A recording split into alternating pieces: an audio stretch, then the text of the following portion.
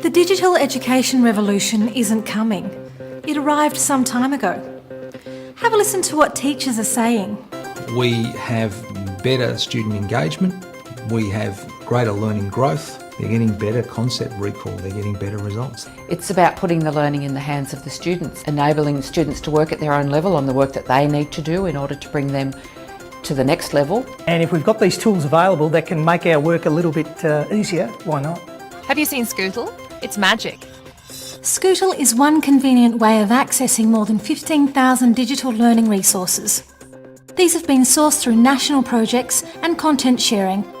The first thing you notice in the menus on Scootle's homepage is Find by Australian Curriculum. More than 80% of current resources are in English, history, mathematics and science. Every single one of them is now linked to the relevant content description in the Australian curriculum.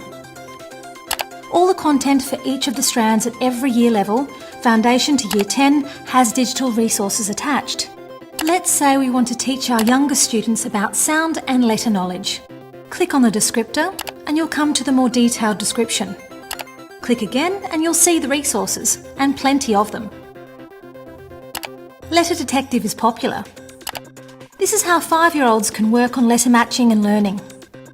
Like so many of the other resources, it's an interactive bit of learning. Hands-on, engaged. But there are many other types of resources as well. If you're working on the impact of the Second World War with a Year 10 class, you can easily look at clips like this. At the end of the war, the prisoners returning home were apprehensive about the reception they would receive. They felt they had no future in Japan. One of teachers' current favourites is Fraction Fun. But this is interesting for another reason. ESA has conducted several major research projects into the impact of learning with digital materials. One of the strong findings was how well they developed the foundations of mathematics: place value, fractions, area, pattern and measurement. In the middle primary years, the years when it counts. Yes! Well done! This wasn't true just of topics which are thought of as hard to teach, but also for students who are sometimes thought of in the same way. Some people think that these materials are only for primary students. Nothing could be further from the truth.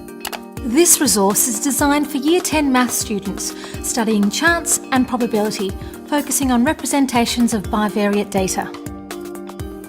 This clip is taken from the ABC's Catalyst program and looks at the effects of ocean waves on Australia's coastal ecosystem. It relates to learning about marine habitats for secondary students, but can be used at a range of year levels. This is an indication of the wide diversity of sources from which digital materials have been obtained. The ABC is certainly one, along with the National Archive, the National Library, Screen Australia and dozens of other cultural institutions. The result is a treasury of educational resources, and it's a treasury you won't get lost in or wander around aimlessly. These resources are for teachers as well as students. Teachers can search or create learning paths for their students. There are over 200,000 that teachers have already created. For example, if you're teaching two-dimensional shapes, here are a set of related resources you can use. As well, teachers have already contributed hundreds of units of work for others to use.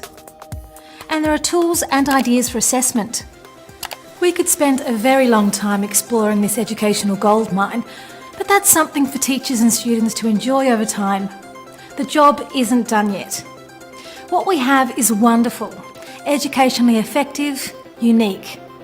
But the target is to develop resources to cover the entire Australian curriculum. As new curriculum areas are developed, new resources will be added. They will include ones for teachers which are aligned to the professional standards. Use of cloud, mobile and social networking technologies is also in development. Lastly, I want to show you a map of all the countries in the world that have a national curriculum that is solely online and directly aligned with digital learning resources. The collective investment of Australia's governments and cooperation of all education agencies is working.